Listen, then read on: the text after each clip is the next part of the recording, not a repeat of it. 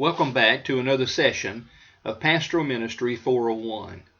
In today's presentation, we will conclude our presentation on the primary moments of life. We actually will look at two of these 5 primary moments where you can have a huge impact in the life of families and individuals. Hello again, this is Steve Goode, your instructor, and I welcome you back. We want to talk today about the 4th and 5th of these primary moments of life. We've talked about the beginning of life and how important that stage is, then salvation, the callings of life, and now we will talk about the commitments of life and the end of life in this presentation today. During this session, you should expect to learn the importance of ministering to those choosing a spouse. It's such an important decision. And then the choice of singleness. We also will talk about preparation for marriage because it is a lifetime concern. And then we will look at reasons premarital counseling is essential if you are to do an effective job in helping young people get ready for marriage. The choice of a marriage companion is another reference point of life in which church members look to their ministers for spiritual guidance and to officiate at weddings. I encourage you to develop policies and procedures that you will use throughout your ministry to help you know the ones that you will feel comfortable performing a wedding ceremony for and those you must reject. I always had the philosophy that I would not marry just anyone. I also wanted to be fair and also hold up the biblical standard for marriage. And so you will be called on to help people at this stage of life. I would caution you that this is one of those areas where people expect you to be at your best. And so prepare well, be ready to minister and to officiate, and be sure that you keep the Lord Jesus Christ as the center of all you do to help couples get ready for marriage.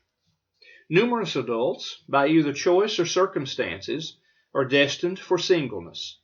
Churches have a responsibility to single adults, such as professional students, careerists, widows, and divorced persons who are single again.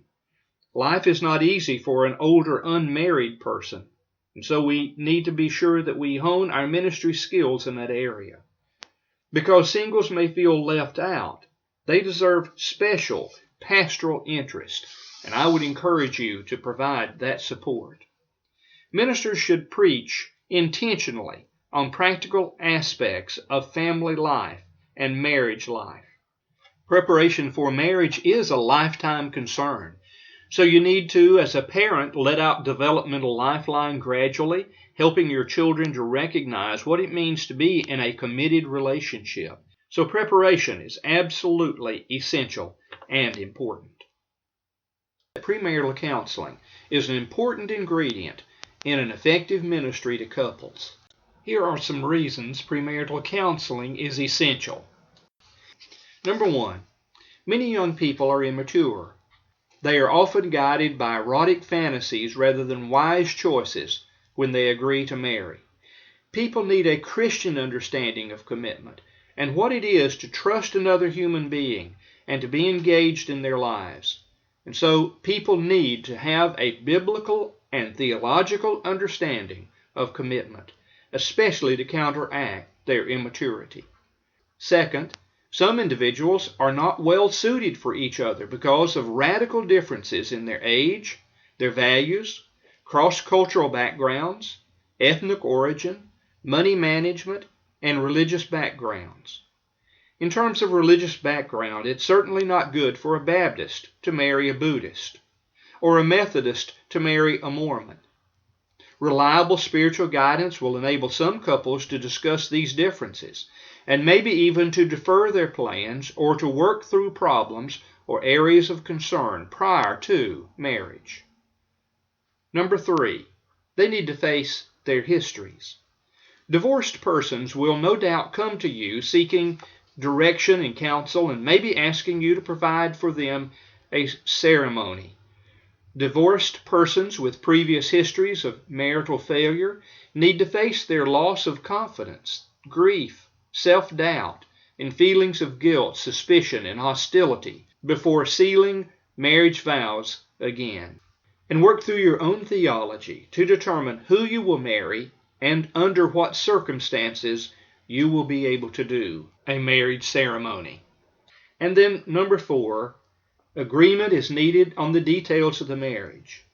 The parties involved need to agree upon the ceremony to be used, the place of the ceremony, rehearsal plans, and specific wedding procedures. In this presentation, I slipped in the last of the primary moments of life, and it will just briefly be covered. At the close of human pilgrimage lies the experience of death and life beyond. Death is life on this earth's last frontier. We each will discover it for ourselves, but no one will escape it unless the Lord Jesus Christ comes back first. In the Bible, Psalm chapter 90, verse 12, teaches us to number our days, and we should do just that. We will examine the subject of death in greater depth later on in this quarter.